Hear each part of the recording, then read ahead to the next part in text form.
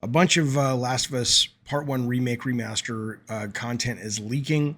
I'm sure you've seen it. A bunch of it trickled out yesterday. I want to show it to you and I want to address or at least kind of share my thoughts because you're seeing a lot of people asking about, is this worth $70? These are comparison shots. You've seen stuff like this. This is the Last of Us Part 1 PS4 remaster, and I guess this is the remake, which is supposed to have visual improvements, animation improvements, gameplay improvements, quality of life improvements, accessibility, blah, blah, blah. And I think it's clear the visual bar is raised. It's not some kind of massive dramatic leap, but it's, the one on the right, I think, looks more photoreal than the one on the left. This leaked yesterday. This is the opening of the game.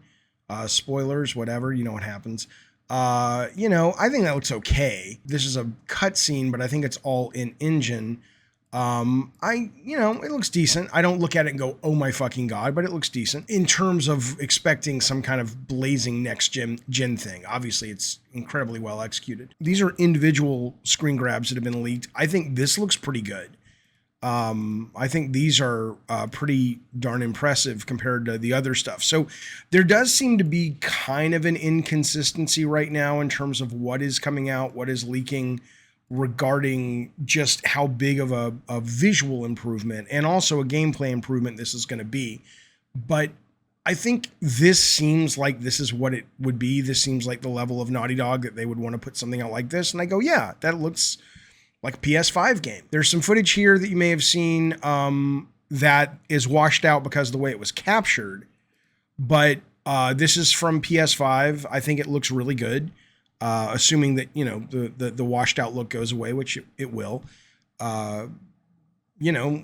Animation looks good. Combat looks good. How much of the animation is different from the first game or how much it has better tweening between moves so it feels more fluid. I don't know. I didn't play a lot of the first game. I played a lot of the second game, but not the first one.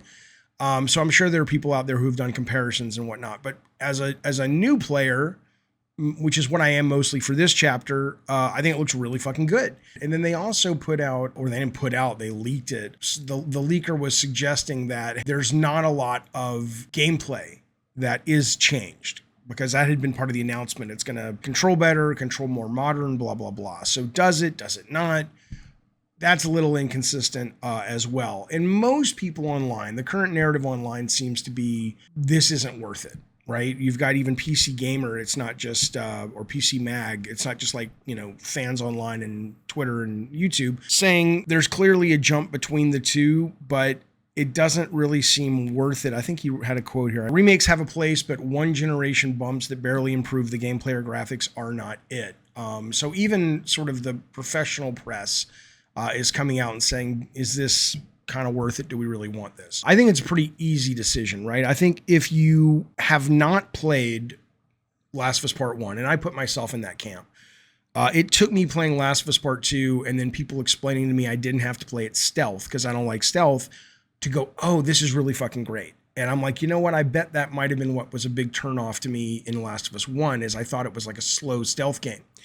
So I'm excited for it. And if you've never played it, or you've played the second one, or you're never finished it on PS1 or whatever, I think, yeah, it looks like a PS5 game. Looks great, looks fun. One of the most highly awarded games in the history of the medium.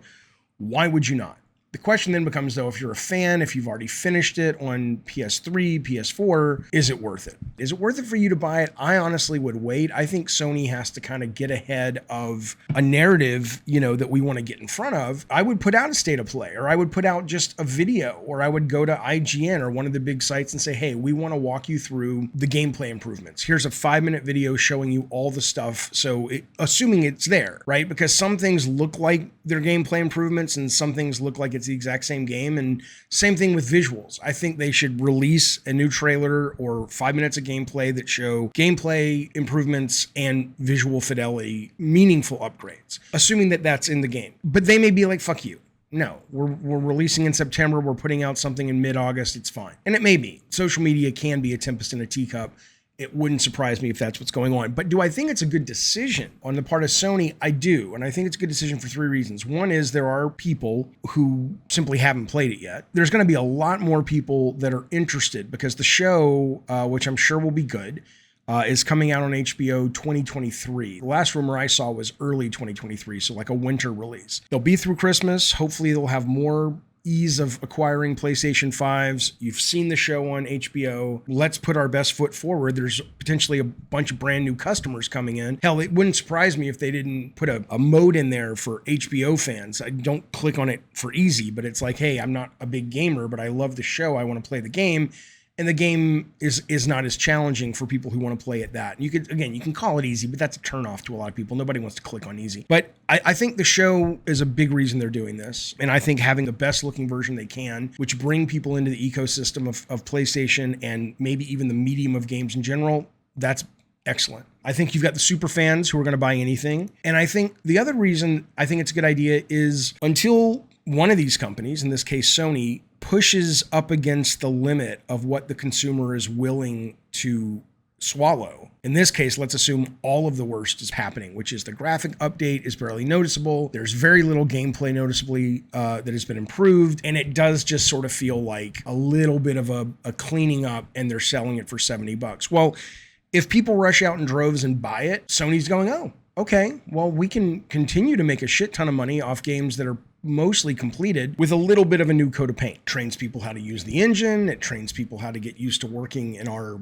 system. And it's a good kind of farm league school. Not to say the guys who are making it or the girls making it are farm league and not great, but I'm just saying that there's a lot of reasons to do it if they can keep getting away with it. So if it comes out and it really doesn't have many noticeable improvements, but tons and tons of people buy it anyway, and it's not the primary HBO consumer, which is the driver, it's just gamers, then I think we'll get a barely perceptible bump for Ghost of Tsushima PS5 version, which I think they will make and they should make. The other thing is, I think what would be cool, and I understand PS Plus Extra Essential, I have Essential, but let's just stay with Essential for not Essential, Premium for the moment.